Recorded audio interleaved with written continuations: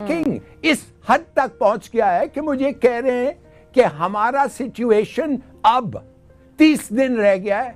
30 दिन के बाद अगर कुछ ना हो, कोई ऐसी डेवलपमेंट नहीं हो, समीना श्रीलंका आ जाएगा इधर।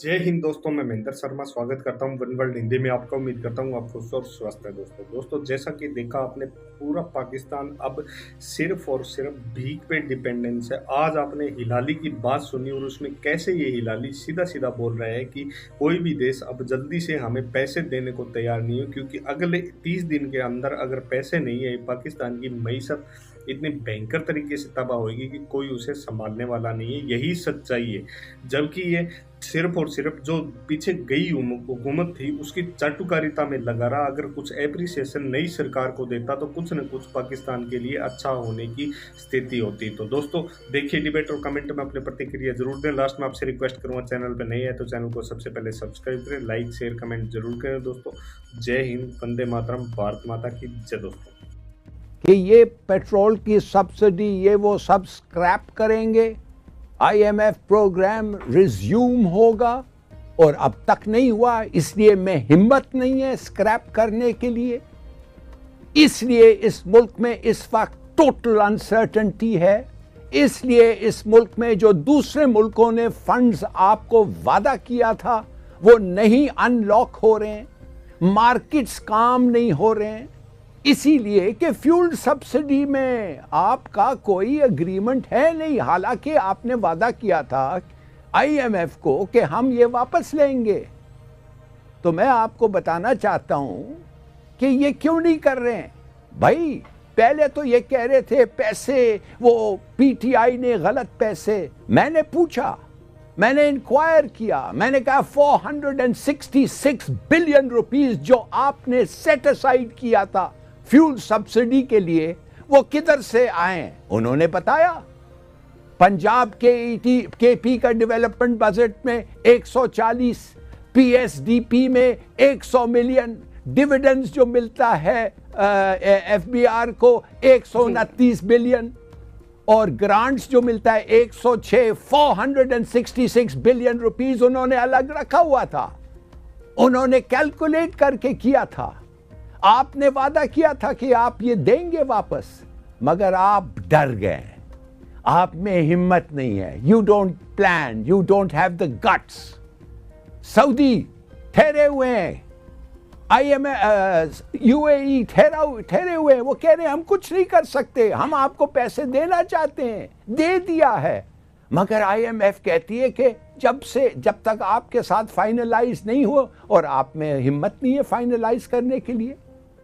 और जब ये फाइनलाइज होगा, मैं आपको बता सकता हूं क्यों नहीं ये मानते हैं। पेट्रोल 200 लीटर रुपया होगा, 200 रुपया का पर लीटर होगा, और आपके डॉलर्स किधर से आएंगे और डॉलर्स किधर से आएंगे? हिम्मत करो ना, एसेंशियल इंपोर्ट्स बंद कर, एक लक्सूरियस इंपोर्ट्स बंद करो।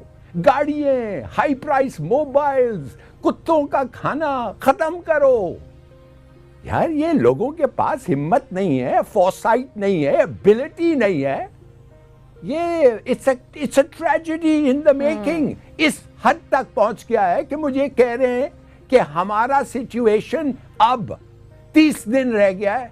30 दिन के बाद अगर कुछ ना हो, कोई ऐसी डेवलपमेंट नहीं हो, समीना श्रीलंका आ जाएगा इधर। अल्लाह ना करे, अल्लाह करे कि हम सरवाइव करें, इंशाल्लाह करेंगे। लेकिन इमरान साहब, इससे तो एक बात और भी पता चल रही है, वो ये कि यहाँ तक तो सारे मामला सेटल थे कि आपने कैसे इमरान खान साहब को हटाना है, उसके बाद क्या करना है, इसके बारे में तो लग रहा है कि जो उस वक्त की ऑपोजिशन अलायंस थी वो बिल्कुल ब्लैंक थी। किसी के पास कोई प्लान ही नहीं है कि आके आपने फौरी इलेक्शन करवाने थे या देर से करवाने थे, फौरी आके मईशत संभालनी थी या किसी और ने संभालनी थी।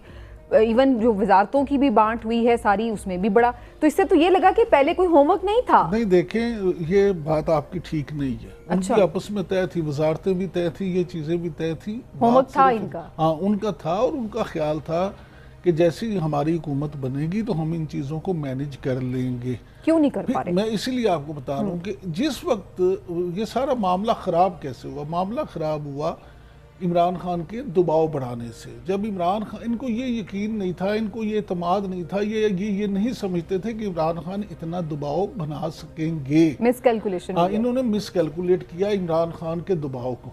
अच्छा, अब इमरान खान ने जब ये शुरू की अपनी कैंपेन, तो वहाँ से जिस तरह से लोग उनके साथ आए और उनकी पॉपुलैरिटी में इजाफा हुआ। देखें, जो बात सच है वो आपको माननी चाहिए। इमरान खान की पॉपुलैरिटी फायदा हुआ उन्हें इस तरह निकालने से। सियासी तौर पे उन्हें फायदा हुआ।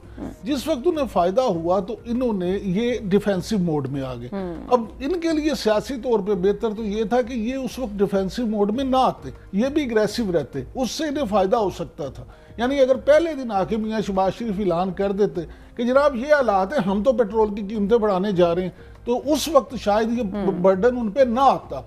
अवाम को भी पता चलता कि जी हालात ऐसे थे, इन्होंने बढ़ा दिए। अब जब आप 3 या 4 हफ्ते उन्होंने भी अपना पूरा मोमेंटम बना लिया। अब आप भी संभाल चुके। अब जब आप करेंगे तो आप पे प्रेशर ज्यादा होगा। इसलिए मैं ये समझता हूँ कि मियां शहबाज शरीफ जो हैं वो पूरी इस चीज़ पे लगे हुए हैं और वो करना भी चाहते हैं, लेकिन जितना वो इसको डिले करेंगे फैसला करने में, आप या तो ये फैसला कर दें कि we are not going to IMF, ठीक है, या ये फैसला कर दें कि नहीं हमने जाना है और हमें ये करवा घूंट पीना पड़ेगा। जो भी फैसला करेंगे, जितनी भी ताखीर करेंगे, उससे सियासी तौर पे नुकसान। ये भी कहा जा रहा है कि कुछ जरदारी साहब भी ये जा नहीं रहे फौरी इलेक्शन की तरफ जाना, जबकि नवाज शरीफ साहब का जो ज्यादा माइंडसेट था, जो लंदन में मीटिंग हुई है, वो इलेक्शंस की तरफ जाना ही था, क्योंकि वो यही चीजें फोर्स ही कर रहे हैं जिसकी तरफ आप इशारा कर रहे हैं। जरदारी साहब जानबूझ के ऐसा कर रहे हैं कि PMLN को सियासी नुकसान पहुंचाना चाह रहे हैं। देखिए, मैं हमेशा आपसे ये बात कहता हूँ कि ये वो सियासी जमातें हैं जिन्होंने बिलाखिर एक दूसरे के खिलाफ इलेक्शन लड़ना है, लिहाजा इन दी लॉन्ग रन इनकी स्ट्रेटजी वही होगी जिससे इनको अगले इलेक्शन में फ़ायदा हो सके। पीपल्स पार्टी को सूट ये करता है कि अगर मुस्लिम लीग नून की मकबूलियत कम होगी तो एंटी इमरान वोट पीपल्स पार्टी को जाएगा, वो ये समझते हैं। लिहाजा अगर पंजाब में पीपल्स पार्टी के लिए कुछ जगह बनती है तो ये पीपल्स, आसफ अली जरदारी साहब के करीबी लोग तो कहते हैं कि जरदारी साहब कहते हैं आप हमें पंजाब में 30 सीटें दे दें कौमी असम्बली की, तो मैं आपको वफाक में हुकूमत बना के दिखा देता हूँ। लिहाजा वो तो वही कोशिश करेंगे जो उनको सूट करेंगे। लेकिन देखना ये कि PMLN खुद को कैसे निकाल पाती है इस बहरान से। हिलाली साहब, आपका क्या पॉइंट ऑफ व्यू है, क्योंकि ये खबरें आ रही हैं कि अगले हफ्ते में ये डू या डाई वाली सिचुएशन होने जा रही है। या तो ये फैसला होगा कि हमें मुश्किल फैसले करने हैं, और या फिर ये फैसला होगा कि फिर हमें कोई फैसला भी नहीं करना, हम असम्बलियां तहलील करने जा रहे हैं। ये रिपोर्ट्स हैं। देखिए, एस्टैब्लिशमेंट जो है, जो इनको लाया है, एस्टैब्लिशमेंट जो है फैसला